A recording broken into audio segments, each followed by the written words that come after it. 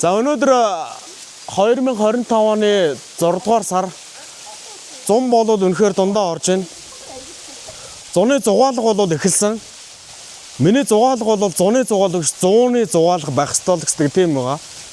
Тэгээд өнөөдөр үнэхээр Өмнө Говь аймгийн 70 задгад хотоосоо нэг 50 км-ийн цаана бол Мухар Шивэртийн ам гээд дэлхийд энергийн төвөөрөө хамгийн гайхагдсан тийм гоё цэг дээр ингээд зогсож байна. Энерги бол бүтэн авж байна.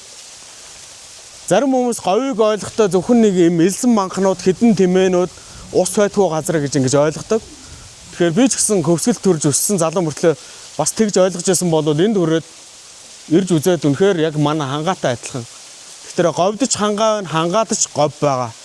Ийм сайхан Монголдоо төрж өссөн, ийм сайхан Монголдоо төрж унсан учраас бид нар энэ усаа хайрлах хэрэгтэй, говьоо хайрлах хэрэгтэй, хангаагаа хайрлах хэрэгтэй. Монголоо бас хайрлах хэрэгтэй.